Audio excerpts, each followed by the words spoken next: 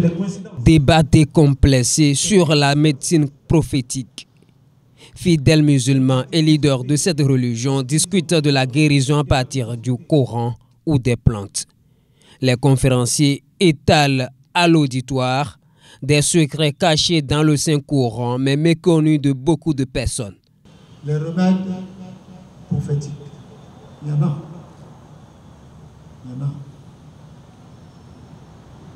Mais ce n'est pas à la portée de tout le monde. Tout le monde a le Coran à la maison.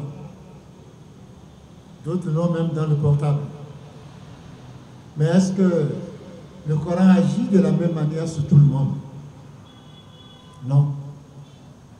Tous les secrets qu'on m'avait donnés il y a près de 35 ans, les feuilles sont finies. J'ai cherché à renouveler, je n'ai pas trouvé les feuilles. Mais les versets coraniques qu'on m'a donnés sont toujours là.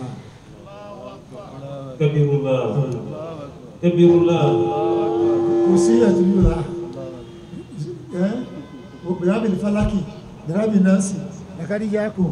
C'est toujours là, mais les feuilles ne sont plus là. Ils ont mis des pavés partout.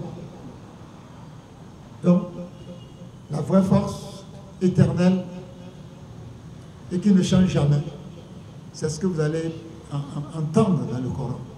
Que Dieu vous aide. Face aux conférenciers, les invités posent des questions de compréhension, obtiennent satisfaction. Les animateurs éveillent la conscience de l'assistance.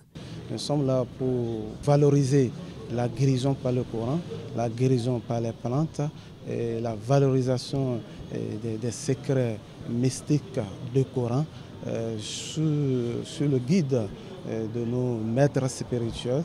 Et Inch'Allah, nous, les jeunes d'aujourd'hui, surtout la jeunesse islamique, musulmane, nous devons faire référence au Coran pour tous les maux dont nous souffrons, que ce soit physique, spirituel. Nous voulons les faire sortir de l'obscurité à la lumière, car beaucoup sont dans la perdition, beaucoup sont dans la dérive, beaucoup sont en désorientation. Donc il faut commencer maintenant tout de suite des conférences et des prêches et pour les ramener, pour leur dire que là où ils sont en train d'aller n'est pas leur chemin. Donc, et je ne dis pas non plus que là où ils vont, il n'a pas de positivité, hein, il a de positivité, mais quand tu es dans une maison, jouis de cette maison au lieu d'aller dans la maison d'autrui. Quand tu es sur un chemin, je pense que celui qui est ton maître, quand tu l'adores, bien avant l'adoration, il a déjà tout planifié. Comment s'en sortir dans tes business, dans tes activités, comment te débloquer, comment tu vas arriver à t'en sortir au moment des difficultés. Aussi, comment préserver le bien que Dieu t'a donné. Et tous ces paramètres sont là. Il a mis tout à notre disposition pour qu'on puisse jouir. Mais nous laissons ce contexte, nous laissons ce qui est réel à ce qui n'est pas vraiment et ce qui est irréel. Nous avons reçu quelques rudiments. On va essayer de l'expérimenter.